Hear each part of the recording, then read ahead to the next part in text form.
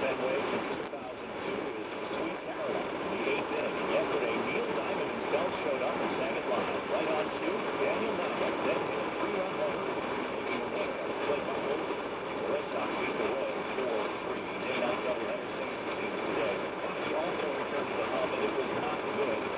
The Guardian, the Penguins, and though Jerome beat the 3-2 Bruins host the Florida Panthers starting at 12:30. Sister station 98.5 Sports Outlook area. NBA playoffs, Celtics are down the mark of the Knicks.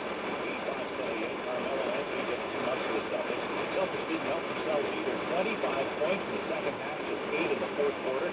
Same two teams Tuesday in New York. And a winner in the women's division at the London Marathon. Priska Jeptu of Kenya winning the women's race. It was Tsagaye Becket of Ethiopia, the men's winner in the first major marathon since the bombing attacks in Boston. On sports, I'm Jeff Brown, WBC News. Whatever their thoughts they could ultimately achieve, they've already failed. They failed because the people of Boston seems to be intimidated. This is WBC News Radio 1030. WBC News Time 7:43. Traffic and weather together. The Subaru dealers of New England all-wheel drive. Traffic on the face. Nicole Davis has an eye on things this Sunday morning. What do you see, Nicole? Well, right now, Ben, of course, we have this problem on the Pike westbound. This traffic highway brought to us by Subway. It's a crash relatively minor in nature near the Ludlow Service Plaza, being pushed off to the side. Not really much of a major issue. Routes 2 and 9 still very light. I'm not even seeing a traffic delay in Natick or Framingham. You got a pretty good drive, too, on 495. North of town, upper end of 128, still quiet from Burlington to Beverly. 390, 395, all is fine, too, in New Hampshire. Route 1 still pretty good from Chelsea to Peabody, and 495 is good, too. Downtown, the Callahan Tunnel could see some minor slowdowns due to a right-lane restriction in place.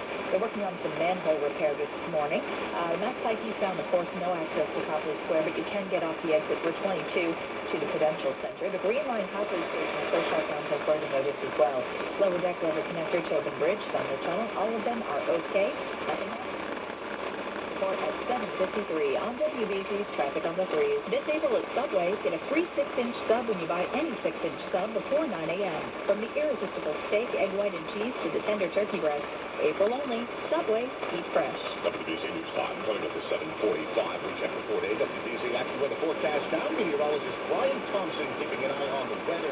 We've got a chilly stretch coming up a couple of days from now with sunshine around today. It is. Yeah, it is nice, Ben. At least we have the sun out, but as you said, certainly chilly temperatures right now in the 30s. And despite all that sunshine, we're only going to get up to near 50 degrees this afternoon. And we're in for another cold night tonight, the low 31 in many suburbs to 37 downtown. So I'll bundle up again tomorrow morning. We'll see times of clouds and sunshine. A gusty breeze out of the east, though. And especially if you're near the water, it's going to feel chilly at times. I'm only around 51 degrees. And Tuesday, as the storm comes up the coast, it looks like it's going to spread some rain or drizzle into the area. It'll be cloudy and cool, a high of only 46 degrees. Kind of a raw day on Tuesday. Good news is it'll warm things back up to around 60 on Wednesday. Quite a few clouds around, but at least it will feel a little bit milder. I'm back to weather meteorologist Brian Thompson, WBC News Radio 1030. Sunshine right now outside our WBC studios where it is 36 degrees. Ideal for busy working adults. Curry offers master's degrees in business, education, criminal justice, and nursing. Log on to curry.edu/grad for more information and open house details at Curry's Milton and Plymouth campuses. That's curry.edu/grad. What if you could help your company run better, grow faster, and make more money? With Insperity, you can. Hello, friends. Jim Nance here. Insperity's HR and business performance solutions are designed with your company in mind to help with recruiting job candidates, employment screening, organizational planning, plus time and attendance needs. Or if your company is ready for Insperity's full suite of HR and business services, Insperity Workforce Optimization includes employment administration, employee benefits, workers' compensation, government compliance, performance management, online training, and so much more. Simply call 1-877-273-6011 or visit Insperity.com today. One call to Insperity handles all of this and more, giving you more time to focus on your business. It's what we do. Insperity, inspiring business performance. People are the next place to find opportunity for your healthcare facility. Not to paint too euphoric a picture, but people and the solutions you put in place to make the most of them will determine future successes, future triumphs, future fruitfulness, future massively opportune moments of greatness. I just get so excited.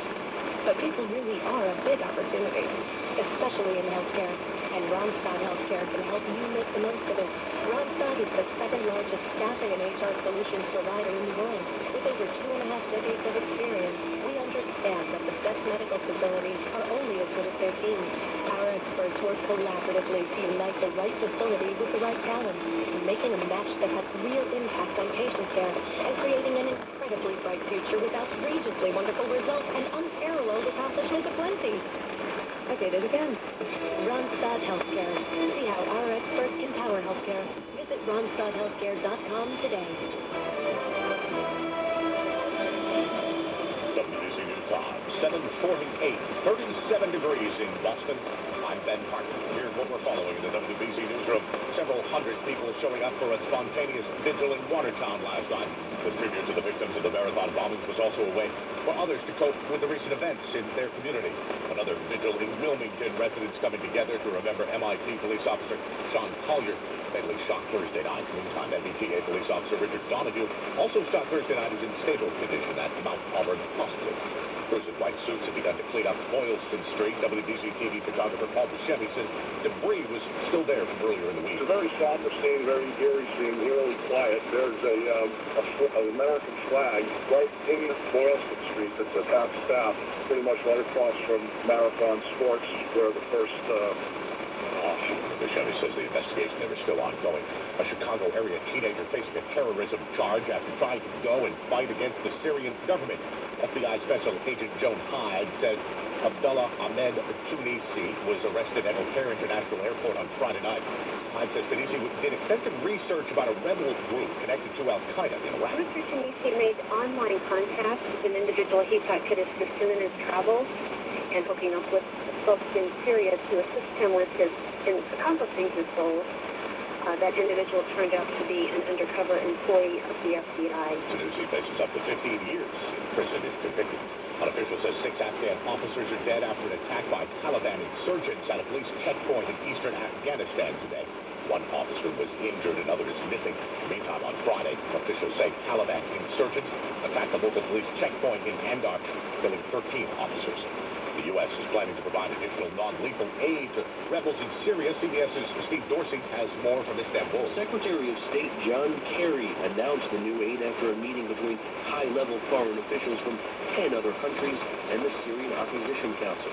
The aid is expected to include supplies and perhaps armor, but the announcement didn't meet requests by rebels for a Syrian no-fly zone and drone strikes against embattled President Bashar al-Assad's missile sites.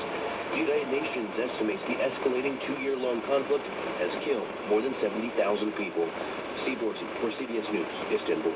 U.S. Defense Secretary and Pentagon Chief Chuck Hagel has arrived in Tel Aviv. It is the first stop on a 5-country tour of the Mideast. Hagel telling reporters on his flight from Washington that Israel has a right to defend itself and must decide when to use military force against Iran. Hagel says both the U.S. and Israel share the objective of preventing Iran from acquiring a nuclear weapon.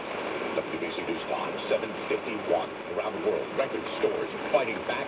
In an age of digital music, CBS's Larry Miller has more from London. It's the International Record Store Day when the dwindling number of independent